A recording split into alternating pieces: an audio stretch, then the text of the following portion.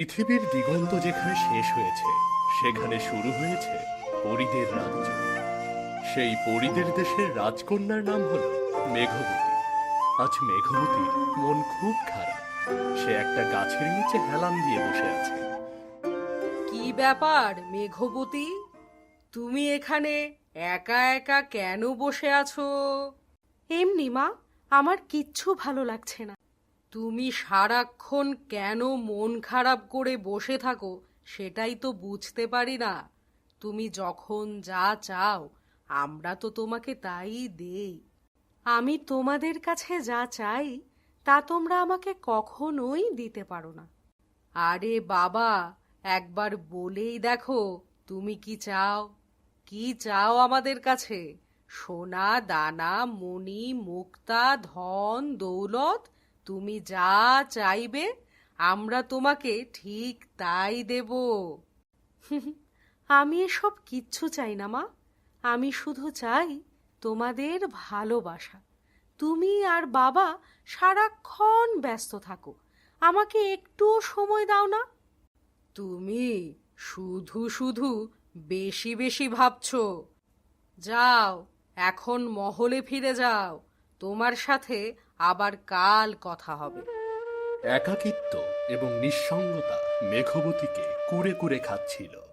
সে সব সময় ভালোবাসা খুঁজে বেড়াতো। মেঘবতীর মা চলে যাওয়ার পর মেঘবতী ঠিক করল আজ সে আর অন্দরমহলে ফিরবে না।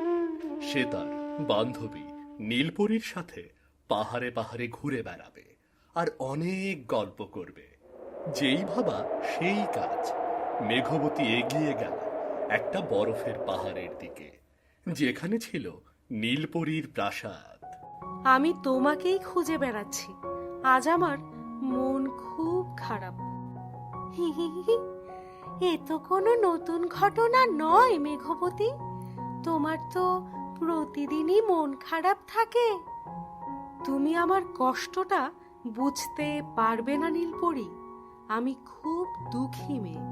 আমার বাবা মা আমাকে একটুও ভালোবাসে না। তাহলে চলো আজ আমরা পরীর রাজ্যে ঘুরে বেড়াই। কিন্তু পরীর রাজ্যে সব কিছু আমাদের দেখা হয়ে গেছে। চলো আজ আমরা এমন কোথাও যাই যেখানে এর আগে কখনোই যাইনি। কিন্তু এমন কোনো জায়গা কোথায় আছে মেঘবতী? আমরা তো সব জায়গায় গিয়েছি। চলো আমরা পৃথিবীতে যাই। পৃথিবীতে এর আগে কখনোই যাওয়া হয়নি। না না, কখনো না।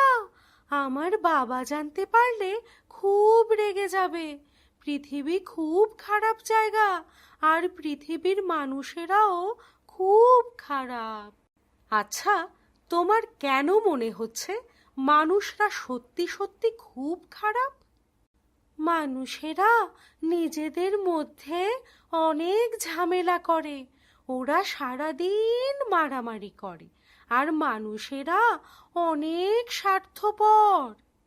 আরে বাবা, আগে গিয়েই দেখি। এমনও তো হতে পারে মানুষেরা সত্যি সত্যি অনেক ভালো। না না, আজ আমি তোমার কোনো কথাই শুনবো না। চলো তো পৃথিবীতে যাওয়া যাক। এরপর মেঘবতী এবং মেঘপরী উড়ে উড়ে এসে দাঁড়াবে একটা গাছের নিচে। পৃথিবীর এত অপার্থিব সৌন্দর্য তাদেরকে মুগ্ধ করবে। বাহ, পৃথিবী দেখতে কত সুন্দর! আমার খুব আফসোস হচ্ছে আগে কেন পৃথিবীতে আসলাম না। হ্যাঁ, সত্যি সত্যি পৃথিবী দেখতে খুব সুন্দর।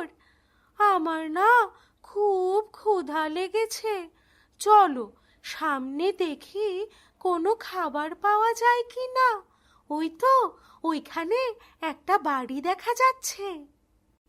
না না, এভাবে মানুষের কাছে যাওয়া যাবে না। আমাদের পাখা দেখলে মানুষেরা খুব ভয় পাবে। এর চেয়ে বরং আমরা আমাদের পাখাটাকে অদৃশ্য করে ফেলি। তাই তো, আমার তো এই কথাটা একবারও মাথায় আসেনি। চলো পাখাটাকে অদৃশ্য করে আমরা ওই বাড়িটায় যাই। এরপর মেঘবতী এবং পরী তাদের পাখাটাকে অদৃশ্য করে ফেলবে এবং সাথে সাথে তারা হেঁটে হেঁটে যেতে থাকবে সেই বাড়িটার দিকে।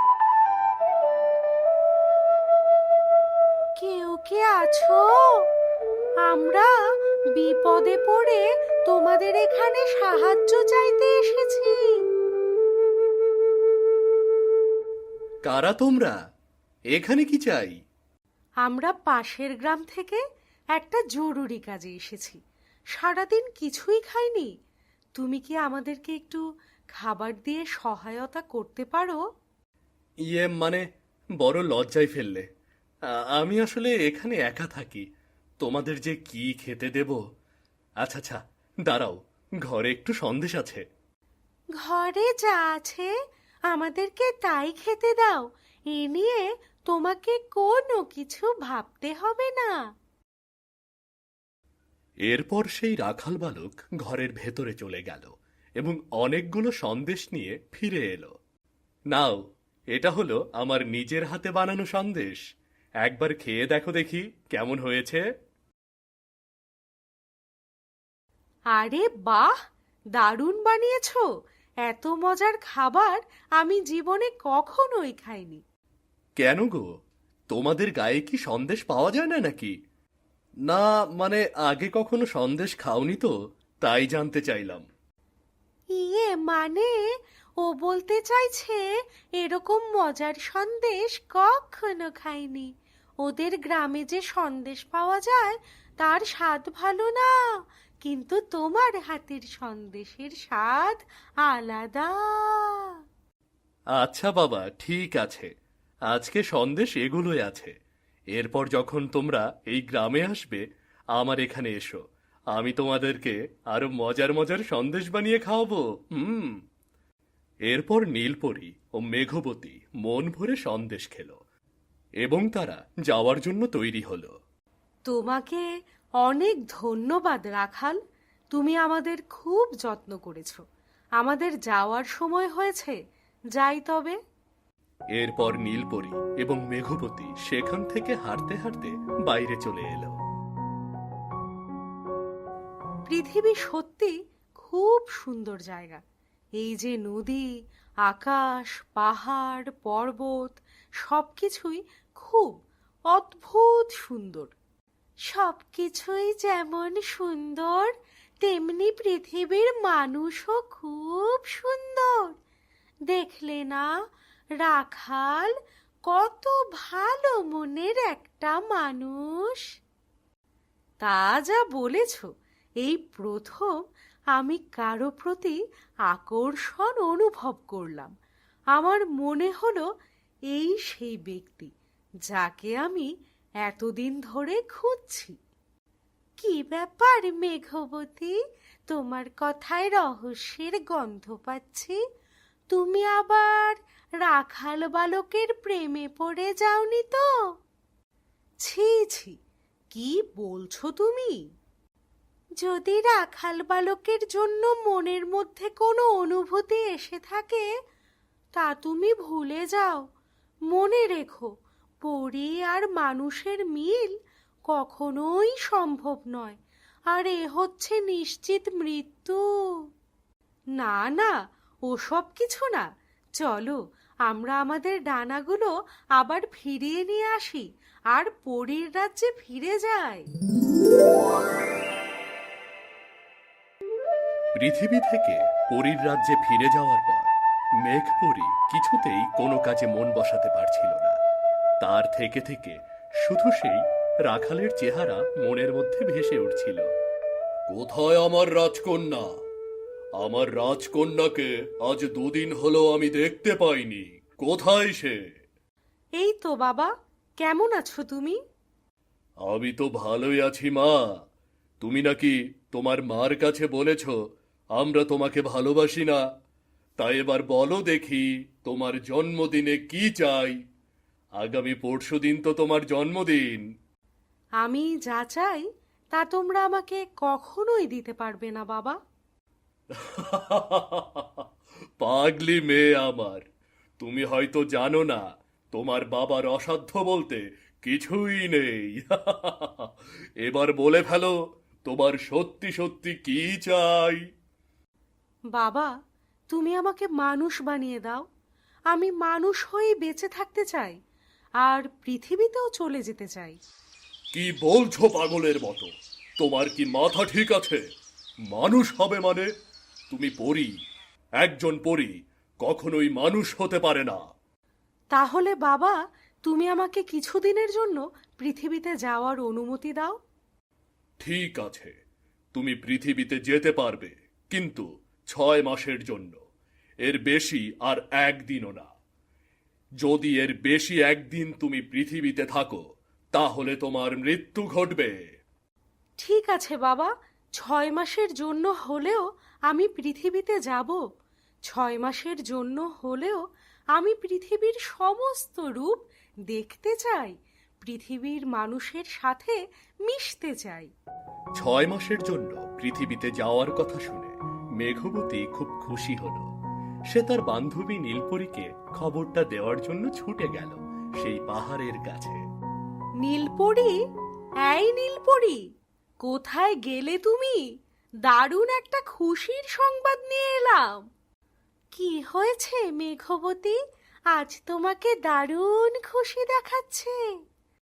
আগামী পরশু আমার জন্মদিন, আর তাই আমার বাবা আমাকে অনুমতি দিয়েছে পৃথিবীতে যাওয়ার জন্য। আমি 6 মাসের জন্য পৃথিবীতে চলে যাচ্ছি। এ তুমি কি বলছো মেঘবতী? তোমাকে তো আমি বারণ করেছিলাম পৃথিবীতে যেতে। আমি আমার নিজের মনকে আর নিয়ন্ত্রণ করতে পারছি না। আমি গত কদিন ধরে একদম ঘুমোতে পারছি না। আমার শুধু রাখাল বালকের কথাই মনে হচ্ছে। আমি ওকে ভালোবেসে ফেলেছি। তুমি খুব বড় ভুল করছো মেঘবতী। মানুষ আর পরীর ভালোবাসা কখনোই সত্যি হবার নয়। আর তাছাড়া এমনও তো হতে পারে রাখাল সবকিছু জানার পর তোমাকে বিয়ে নাও করতে পারে। আমি আমার ভালোবাসা দিয়ে সবার হৃদয় জয় করব, আর রাখাল বালককেও আমাকে ভালোবাসতে বাধ্য করব। রাজকন্যা মেঘমালার পৃথিবীতে যাওয়ার ব্যাপারটা রানীমা মন থেকে কিছুতেই মেনে নিতে পারছিল না। তাই সে রাজার সাথে এ বিষয়ে কথা বলছিল। তুমি কেন শুধু শুধু ওকে অনুমতি দিতে গেলে বলো তো? ও ছেলে মানুষ, তাছাড়া ও তেমন একটা বুদ্ধিমতীও নয়। দেখো রানী, মেঘমালা এখন বড় হয়েছে, তার ইচ্ছাকে আমাদের সম্মান করা উচিত। ওর পৃথিবীতে যাওয়ার ব্যাপারটা আমি মন থেকে মেনে নিতে পারছি না। এরপর যদি পৃথিবীতে গিয়ে কোনো বিপদ হয়, তখন ওকে কে দেখাশোনা করবে? আমাদের মেয়ে যথেষ্ট বুদ্ধিমতী, ও যে কোনো বিপদ আপদ থেকে নিজেকে রক্ষা করতে পারবে। জানি না কেন আমার মনে বড্ড ভয় লেগেছে। আমার মনে হচ্ছে বড় ধরনের কোনো বিপদ হতে চলেছে। তুমি শুধু শুধু আমাদের মেয়েকে নিয়ে এত দুশ্চিন্তা করছো। ও যে কোনো বিপদ আপদ থেকে ঠিক মতো বের হয়ে চলে আসবে। কিন্তু একবার ভেবেছো, ও যদি ঠিকমতো পৃথিবীতে ফিরে আসতে না পারে, তাহলে কিন্তু ও মারা যাবে। তুমি চিন্তা করো না রানী, আমি পরীর রাজ্য থেকে ওর দিকে সব সময় নজর রাখব। কেউ ওর কোনো ক্ষতি করতে পারবে না। এরপর মেঘবতী তার বাবার কাছ থেকে অনুমতি নিয়ে পৃথিবীতে চলে গেল। এখানে এসে একটা নদীর ধারে বসে বসে চুপচাপ কাঁদছিল। আর এমন সময় সেখানে চলে আসলো রাখাল বালক। আরে, তুমি তো সেই মেয়ে, সেদিন আমাদের বাড়িতে গিয়েছিলে, তাই না? হ্যাঁ গো রাখাল, আমি সেই মেয়ে তোমাদের বাড়িতে গিয়ে সন্দেশ খেয়েছিলাম। জানো, আজ আমি আবার সন্দেশ বানিয়েছি। যদি তুমি খেতে চাও চলো, আমার বাড়িতে চলো, তোমাকে আজও সন্দেশ খাওয়াবো। আরে বা, সত্যি সত্যি তুমি সন্দেশ খাওয়াবে? চলো তাহলে তোমার বাড়ি থেকে ঘুরে আসি। এরপর সরল রাখাল বালকের সততায় মুগ্ধ হয়ে মেঘবতী তার বাড়িতে গেল। এখানে বসে বসে মজাদার সন্দেশ খেতে লাগলো।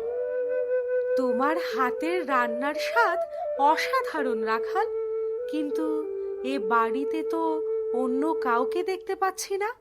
তোমার মা, বাবা, ওরা সবাই কোথায় গেছে? আমার মা বাবা খুব ছোটবেলায় মারা গেছে। এই পৃথিবীতে আমার আপন বলতে কেউ নেই। কিছু মনে করো না রাখাল, আমি তোমাকে দুঃখ দিতে চাইনি। আচ্ছা, আমি কি তোমার বাড়িতে একটু ঘুমোতে পারি? আসলে আমি তো খুব ক্লান্ত, বিকেল বেলাতেই আমি চলে যাব। নিশ্চয়ই, এই তো বারান্দায় শুয়ে তুমি ঘুমিয়ে পড়ো। বিকেল বেলা আমি তোমাকে ডেকে দেব। তোমাকে অনেক ধন্যবাদ রাখাল, তুমি সত্যি সত্যি অনেক বড় মনের মানুষ।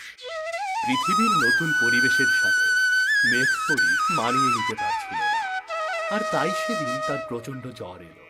প্রচন্ড জ্বর এসে সে কাঁদতে শুরু করলো। মা, মা,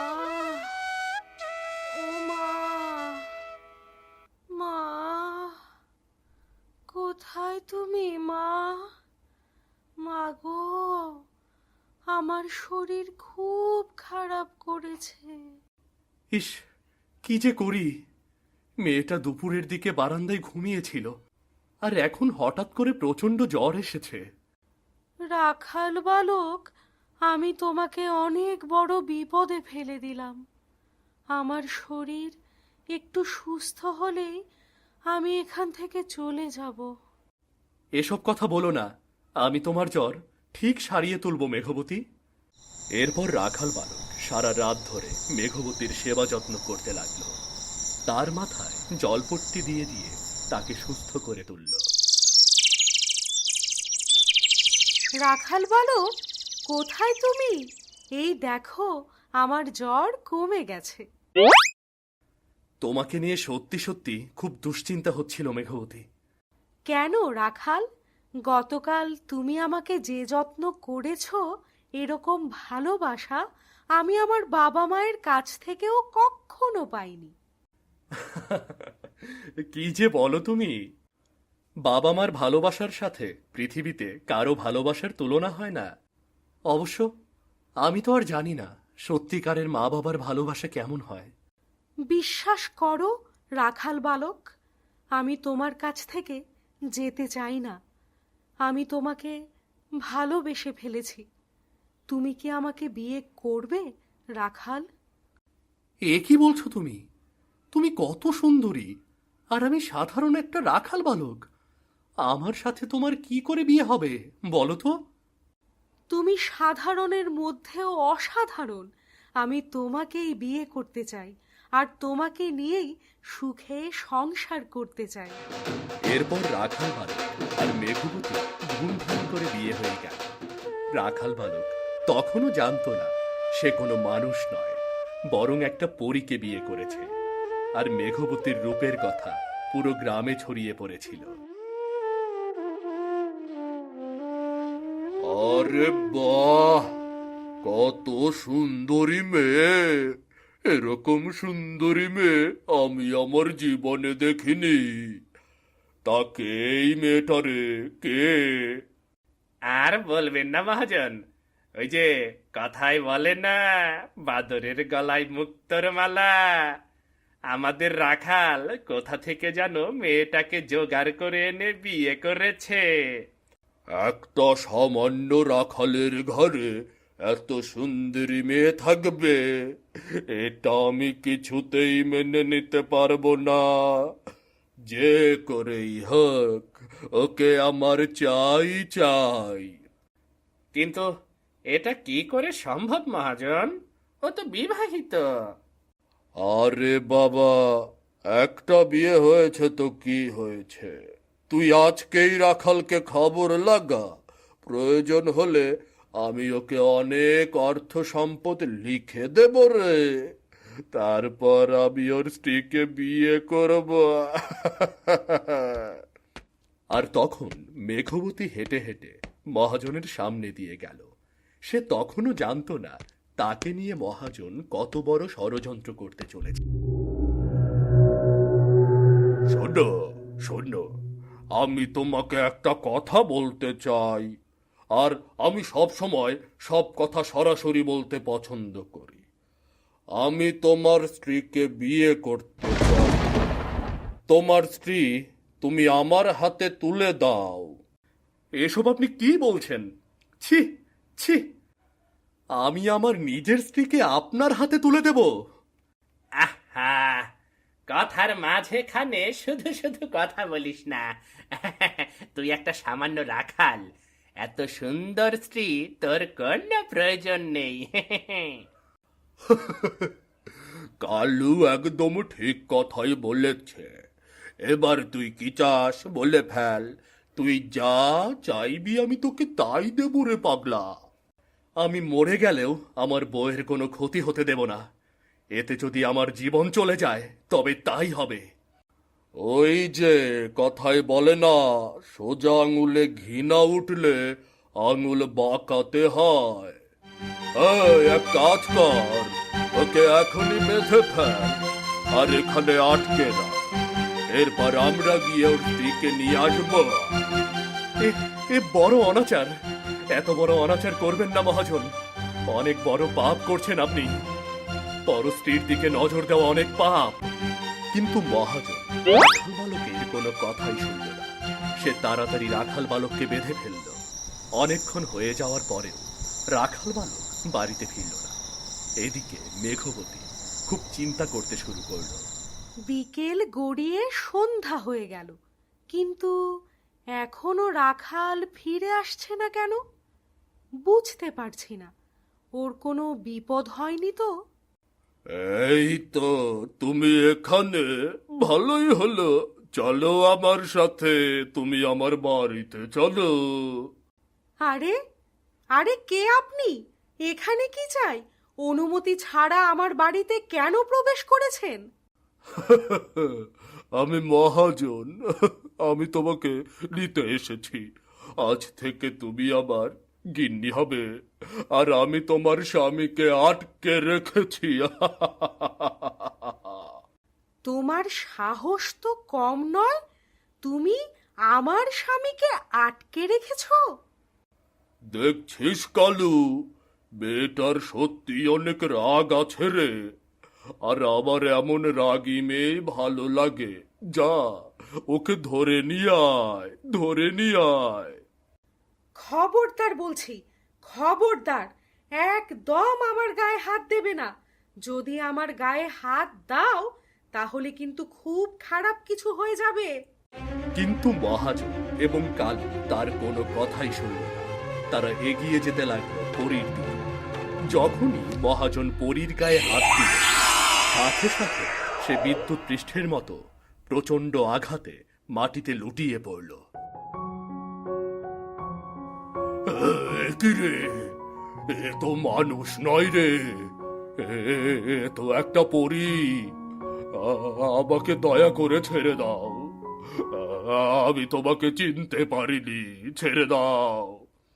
একটু আগেই বলেছিলাম আমার গায়ে হাত দিলে এর ফলাফল খুব খারাপ হবে। ভুল হয়ে গেছে, আমাদের মস্ত বড় ভুল হয়ে গেছে। দয়া করে আমাদের ছেড়ে দাও, আমাদের মেরো না, ছেড়ে দাও। তোদের মতো খারাপ মানুষের এই পৃথিবীতে বেঁচে থাকার কোনো অধিকার নেই। আমি এখনই তোদেরকে হত্যা করব। এরপর মেঘবতী আর একটা মুহূর্ত দেরি করল না। সে মহাজন এবং কালুকে নির্মমভাবে হত্যা করল আর ছুটে গেল রাখাল বালকের কাছে। এ কি? তাহলে তুমি মানুষ নও, তুমি একটা পরী। এতদিন তুমি আমাকে মিথ্যা কথা বলেছ। আমাকে দয়া করে ক্ষমা করে দাও। তোমাকে পাওয়ার জন্য আমি সত্যিটা লুকিয়ে গেছি, কিন্তু ভাগ্যে বোধহয় তোমার সাথে আমার সংসার লেখা নেই। তুমি আমার সাথে এত বড় মিথ্যা কথা কেন বললে? আর কেনই বা এখন তুমি আমাকে ছেড়ে চলে যেতে চাইছো? আমার কোনো দোষ নেই রাখাল। আমি একজন পরী, আর পরী আর রাখাল কখনোই একসাথে সংসার করতে পারবে না। তুমি চলে গেলে আমি বাঁচতে পারবো না মেঘবতী। আর কিছুক্ষণ পরে 6 মাস পূর্ণ হবে আমি পৃথিবীতে এসেছি। আর কিছুক্ষণের মধ্যেই পরীর রাজ্যে না চলে গেলে আমার মৃত্যু ঘটবে। আমি শেষবারের মতো তোমাকে জড়িয়ে ধরতে চাই। আমি শেষবারের মতো তোমাকে জড়িয়ে ধরতে চাই। আমাকে জড়িয়ে ধরো রাখাল, এসো। এরপর মেঘবতী এবং রাখাল একে অপরকে জড়িয়ে ধরল। কিন্তু অনেকক্ষণ পার হওয়ার পরেও মেঘবতীর কিছুই হলো না। এ কি রাখাল, আমি এখনো কি করে বেঁচে আছি? কিছুক্ষণ পর ভোরের আলো ফুটতে শুরু করবে। আমাদের ভালোবাসার জয় হয়েছে। 6 মাস পূর্ণ হওয়ার পরেও তুমি মৃত্যুবরণ করনি। তার মানে তুমি এই পৃথিবীতেই থাকতে পারবে।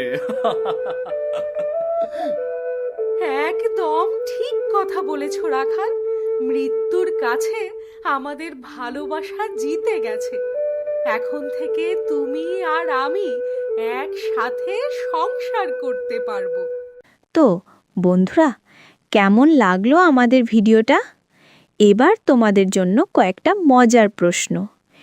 এই গল্প থেকে তোমরা কি শিক্ষা পেয়েছো? আর মেঘবতী কোথায় বসে একা একা কাঁদছিল?